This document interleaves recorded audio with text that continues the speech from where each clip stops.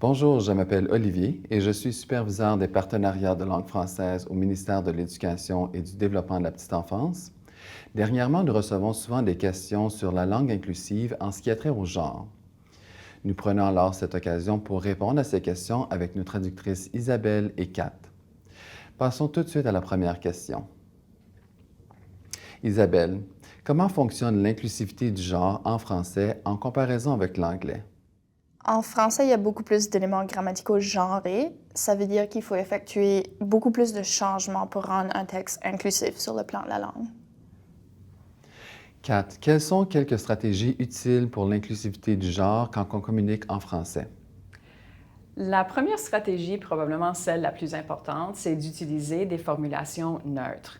Alors, au lieu de parler d'enseignante et d'enseignants, on va parler de personnel enseignant ou de personnes enseignantes. On va parler moins d'expertes et experts, mais de spécialistes. Il y a beaucoup d'options pour des formulations neutres en français.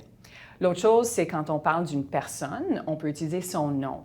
On peut répéter. Donc, Olivier était ici aujourd'hui. Olivier a bien parlé au lieu de il a bien parlé.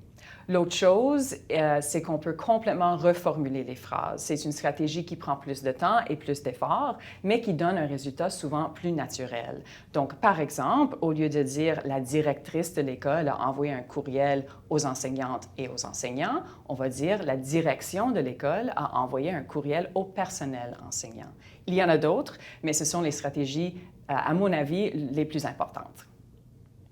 Isabelle, comment pourrait-on traduire they comme un pronom non binaire en français? Il n'y a pas d'équivalent courant pour le pronom they en français, donc il faut trouver d'autres façons de formuler nos communications. Il y a quand même plusieurs élèves qui utilisent des pronoms qui sont nouveaux, comme ol ou iel. Le personnel enseignant doit respecter les pronoms des élèves, même si ces pronoms qu'ils ont choisis ne sont pas passés dans l'usage encore. La langue est un outil, puis ça évolue très rapidement, ça fait qu'il faut prêter attention. Il faut aussi noter que pour plusieurs communautés acadiennes, la prononciation à l'oral de yel correspond à la prononciation de elle. Ça fait qu'il faut faire très attention de ne pas attribuer le mauvais genre à quelqu'un par accident. Kat, lorsqu'on réfère à une personne en particulier, comment pouvons-nous utiliser un langage inclusif? La première chose, c'est de toujours utiliser les pronoms qu'utilise la personne. Qu'on parle de cette personne ou qu'on parle à cette personne, il est important de faire cela. Et cela peut inclure les pronoms il et elle. Donc, ce n'est pas tout le monde qui utilise des pronoms non binaires. Si la personne utilise des pronoms non binaires, on peut utiliser les stratégies dont on a déjà parlé.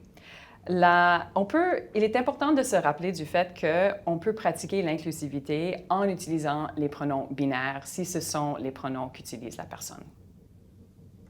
Merci beaucoup d'avoir répondu à ces questions. Je pense que cela va apporter des clarifications utiles. Si vous avez des questions sur la langue inclusive, nous vous recommandons les ressources suivantes et vous pouvez toujours contacter la coordination des services en français ici au ministère de l'Éducation.